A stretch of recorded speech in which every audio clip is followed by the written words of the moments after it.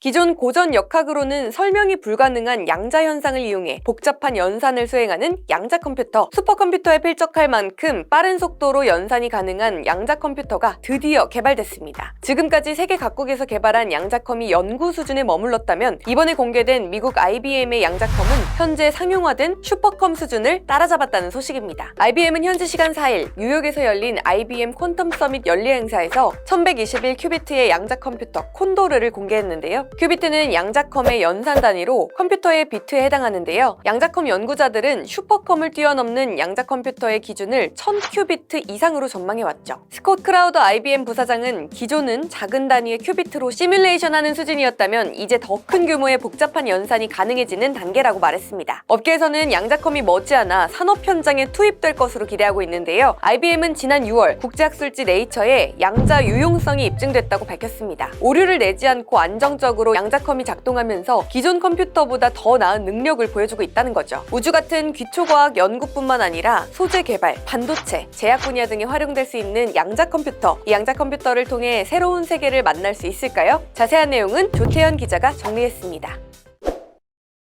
오늘 살펴볼 주인공은 양자 컴퓨터입니다. IBM에서 퀀텀 서밋이라는 행사를 하는데 여기서 콘도르라는 양자 컴퓨터를 새로 공개를 했다고 합니다. 이 양자 컴퓨터의 특징, 큐빗이 1000개나 들어갔다고 해요. 정확하게는 1121개라고 합니다. 이 정도라면 기존 슈퍼컴퓨터의 연산 능력을 따라잡는 필적하는 수준이라고 하는데요. 1년 전에 공개했던 오스프리, 여기에 들어갔던 큐빗이 433개였으니까 1년 만에 2배가 넘게 늘어난 셈입니다. 그러니까 굉장히 빠른 속도로 양자 컴퓨터가 발전을 해나가는 과정이다 라고 볼 수가 있겠죠. 오늘은 이 양자 컴퓨터에 대한 개략적인 설명을 드리려고 합니다. 양자 컴퓨터라는 건 뭘까요? 기존의 양자 역학, 여기에다 컴퓨터를 결합한, 이게 바로 양자 컴퓨터겠죠. 양자할 때 이 양이 물량을 뜻하는 그 양입니다. 그러니까 말 그대로 양이죠. 더 깊게 들어가면 양자 역학 쪽에 대한 이해가 되니까 이거는 조금 넘어가도록 하고요. 이 양자 역학에는 두 가지의 중요한 특징이 있습니다. 하나는 양자 중첩, 그리고 또 하나는 양자 얽힘 현상입니다.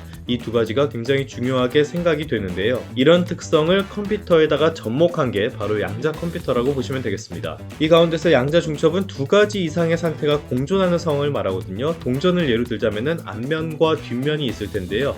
이 앞면과 뒷면이 동시에 존재하고 있다. 이걸 양자 중첩이라는 상태로 보시면 되겠습니다. 컴퓨터로 이해를 하자면은 컴퓨터는 비트가 0과 1 이렇게 두 가지로 이해를 하는데요. 이 두 가지 비트가 동시에 존재하고 있는 게 바로 양자 컴퓨터의 큐비트라고 보시면 되겠습니다. 퀀텀 비트의 줄임말로 큐비트라고 쓰는데요. 결론적으로는 이런 특성을 활용하려면 이건 조금 더 복잡한 문제지만 특정 영역에 있어서는 연산 속도를 획기적으로 높일 수 있다.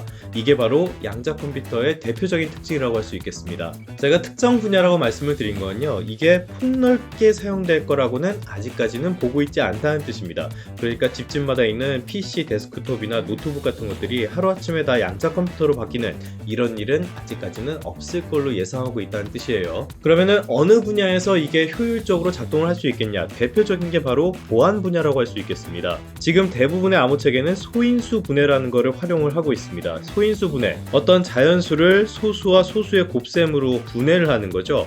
그러니까 소수와 소수를 곱해서 자연수를 만들어내는 과정이라고도 볼 수 있겠습니다. 여기서 15 같은 예를 들면요. 이거는 3 곱하기 5로 딱 떨어지죠. 누구나 쉽게 계산을 할 수가 있습니다. 그런데 만약에 뭐 숫자가 더 커진다, 6자리, 7자리 수가 된다 이러면은 바로 생각나는 숫자는 아니게 되겠죠.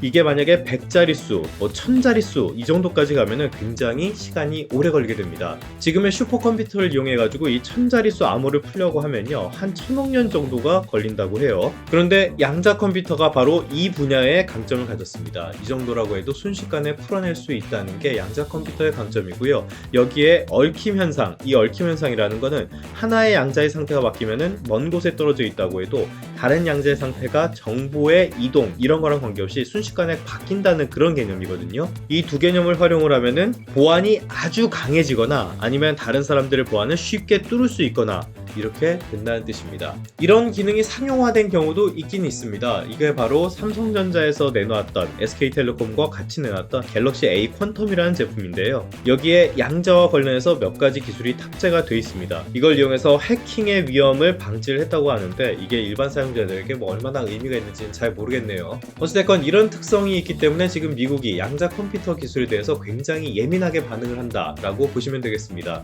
양자 컴퓨터 분야에서는 IBM이나 뭐 애플, 구글, 인텔 같은 기업들이 있는 미국이 제일 앞서간다라고 볼 수가 있고요. 그리고 중국도 여기에 충분히 경쟁을 할 수 있는 상황입니다. 일찌감치 양자 컴퓨팅 쪽에 막대한 예산을 투입을 하면서 개발에 나섰거든요. 우리나라도 지난 10월에 관련 법을 처리하면서 이제부터 시작이다라고 얘기를 하는데 아직까지는 갈 길은 멀어 보이고요. 그렇다면 미국 입장에서 직접적인 경쟁자는 역시 중국이라고 할 수가 있겠죠. 안 그래도 불안한 놈이 양자 컴퓨터 분야에서 뒤통수를 쳐다보고 있으니까 더더욱 불안할 수밖에 없는 상황입니다. 그래서 지금 기사에서 보는 CNBC 기사인데요. 이런 조치들이 나오는 겁니다. 이 기사에 나오는 거는 중요한 세 가지 기술, 그 세 가지 기술이 뭐냐? 첫 번째로는 AI가 있고요. 첨단 반도체가 있고요. 마지막으로 양자 컴퓨팅이 있습니다. 이런 것들에 대해서 미국 자본이 중국에 투자하는 것을 규제하는 내용의 행정명령을 발표하기도 했습니다. 그러니까 미중 갈등에 다른 것들이 많이 부각되고 있지만 양자 컴퓨터 역시 핵심 요소라고 할 수 있다는 뜻입니다. 미중 갈등은 세계적인 구도에 큰 영향을 미치고 있습니다. 특히 우리나라처럼 교육 규모가 큰 나라, 이런 나라들에게 미치는 영향은 더더욱 크다고 할 수 있는데요. 특히 미국이 공급망에 대해서 언급을 할 때마다 그 동맹국들이 움찔거리는 모습이 반복되고 있는 상황입니다. 아직 양자 컴퓨터 측면에서는 우리나라에 대한 압박은 없지만 정확하게 얘기하자면 별로 안중에도 없는 것 같긴 하지만 앞으로는 이런 측면에서의 압박도 충분히 생겨날 가능성이 있다는 뜻이죠. 참 어려운 시기가 계속 길게 이어지고 있는데요. 이럴 때일수록 기술력에 대한 중요도는 더 높아질 것이고요. 외교적인 해법을 마련하는 데에도 많은 관심을 기울여야 할 것 같습니다. 그러면 성공 투자하시고요. 다음 시간에 다시 뵙도록 하겠습니다.